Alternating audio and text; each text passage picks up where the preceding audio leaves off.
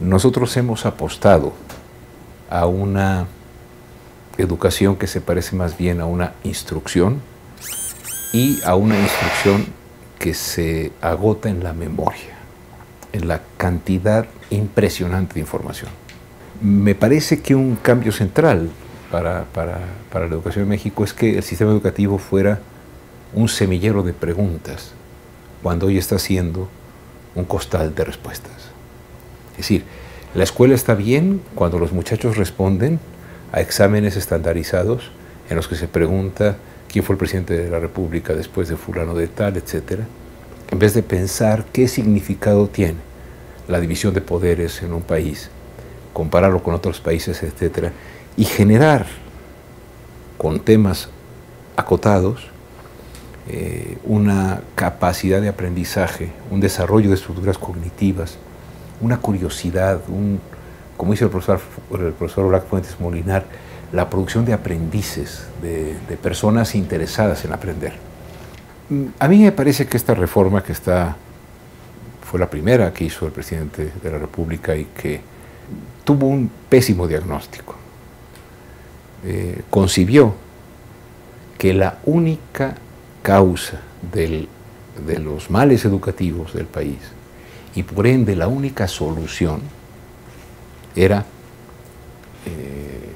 modificar la actividad de los profesores, sin darnos cuenta de que el proceso educativo tiene que ver, por ejemplo, con la desigualdad social, tiene que ver con la concepción de la educación por parte de la sociedad y de los padres de familia, tiene que ver también con la relación con los medios de comunicación. Es decir,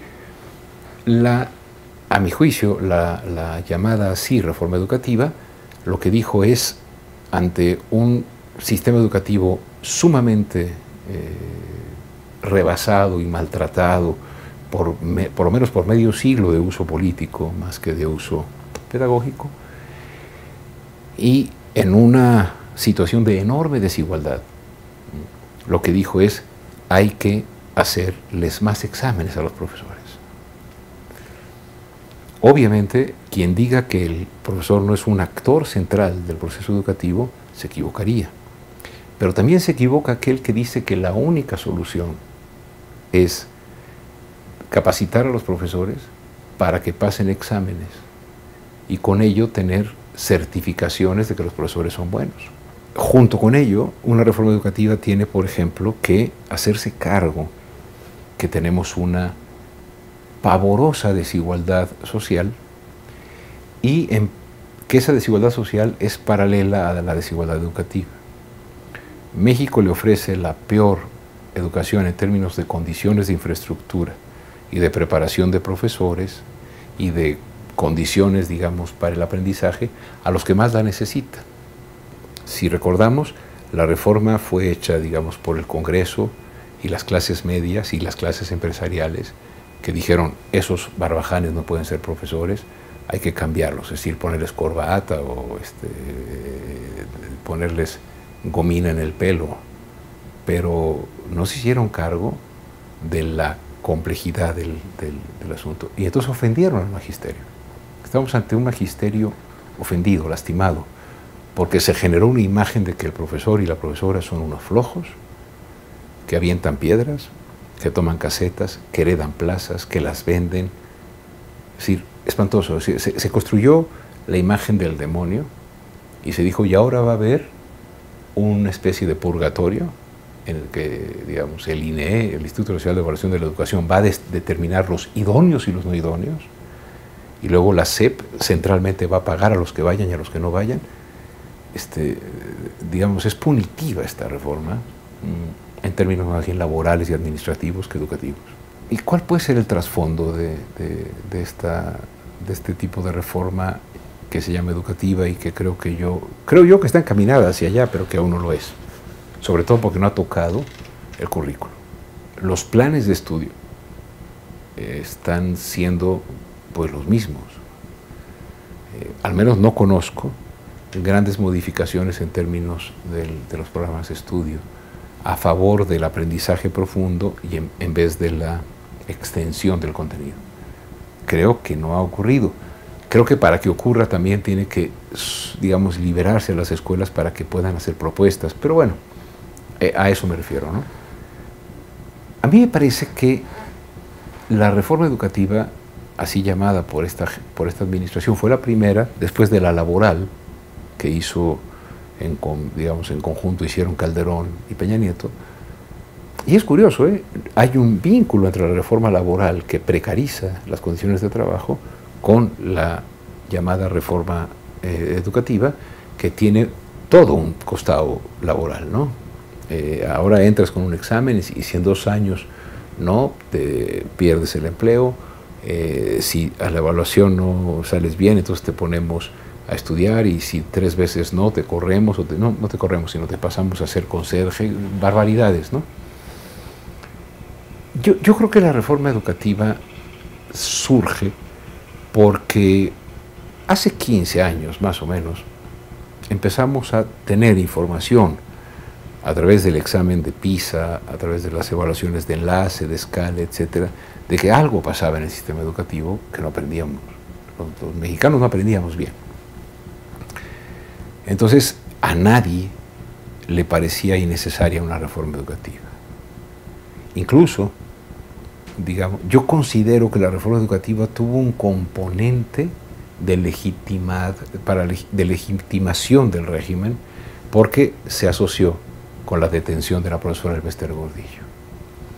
Para muchos sectores de la sociedad, la causa principal del problema educativo era Elbester Gordillo, ¿no? Como en su momento se pensó que era Jongitud Barrios, etc.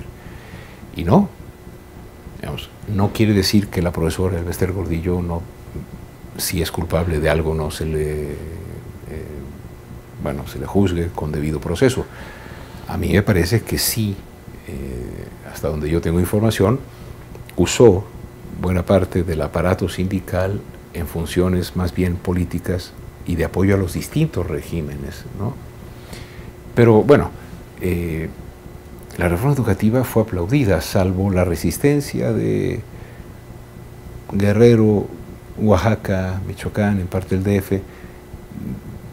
Todo el mundo, sobre todo los comunicadores, los medios de comunicación, dijeron: por fin hay un presidente valiente que mete a la cárcel a esta señora, que además va a producir una información, una educación de calidad. Entonces, me parece que el trasfondo es, digamos, hacer la oferta de una modificación educativa esperando que de la educación surjan barbaridades prodigiosas. Barbaridades, quiero decir, cosas enormes de beneficio, no barbaridad, de cosas malas. Como se ha hecho ya un lugar común decir que todo depende de la educación. ¿Y cree que eso es algo falso? Porque la educación puede hacer, por ejemplo, si funciona bien, que el hijo de un obrero sea gerente. Lo que no puede hacer, como decía Pacerón, es el puesto de gerente. Nosotros podemos tener un sistema educativo mejor y ojalá lo tengamos, pero para que el sistema educativo genere movilidad social y esta movilidad social rompa con la reproducción intergeneracional de la pobreza, lo que requiere es haber un proyecto económico que tenga distribución del ingreso y abundancia de empleos. No ocurre. Entonces decir, es la educación la que está mal porque entonces el país no tiene, digamos, hay muchos desempleados, etcétera, es cargarle a la escuela, que sí es importante, la responsabilidad de todo. Ahora se le endilga que por eso hay obesidad, se le endilga que por eso hay violencia. Entonces, la frase de todo es cuestión de educación me parece que es una forma de huir a la complejidad del problema nacional. No quiere decir que la educación no sea importante. Me da la impresión de que la educación es condición necesaria, pero no suficiente para un cambio social.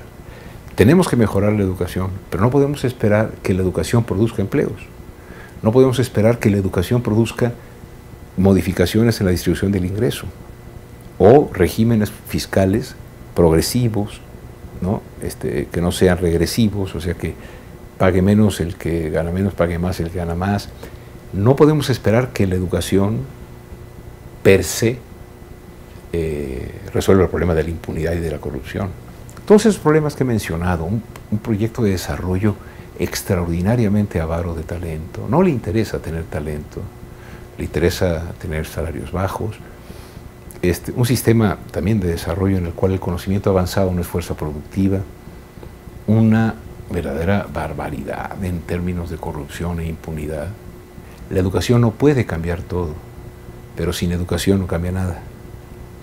Uno de los ejes de esta propuesta de reforma es la profesionalización de la actividad docente.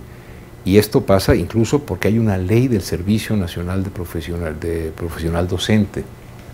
Bueno, así como nadie puede hacer la autocrítica de otra persona, tampoco es posible profesionalizar desde arriba. Porque el propio hecho de decir que van a ser profesionales es darles a los profesores y profesoras mexicanos las condiciones de regular su propio trabajo con exigencia, ¿no? Con lineamientos, porque es una función de Estado la educación, pero te voy a profesionalizar desde arriba, es justo lo contrario a una profesionalización, porque es un poco como decirte, te voy a profesionalizar porque eres menor de edad, porque eres un corrupto, porque eres un flojo, porque nunca haces... El gremio del Magisterio en México, de 1 millón y pico de personas, tiene una proporción de vagos, una proporción de gandules, una proporción de gente que hace su trabajo regular y otra gente maravillosa que hace su trabajo bien. Igualito que el gremio de los abogados, de los médicos, mucho mejor que el gremio de los políticos, ¿no? Pero infinitamente mejor, ¿no? Entonces, si nosotros seguimos pensando que la profesionalización es evaluar y en vez de evaluar, reducir la noción de evaluación a una examinación del personal, y que en la medida en que hagan muchos exámenes van a ser profesionales, estamos equivocándonos. La noción de una profesión, incluso de una profesión de Estado, es, porque es un servicio estatal, la educación, además constitucionalmente establecido, es que los que saben de ello, en vida colegiada, conversen, avancen, aprendan, hagan propuestas, ¿no? Y que se conviertan en sujetos del cambio educativo, no en los objetos que las autoridades y las instituciones van a modificar, van a profesionalizar. Pero el objetivo es lograr que la lectoescritura, el cálculo, la ubicación en el mundo y una noción básica de cultura sea patrimonio de todos.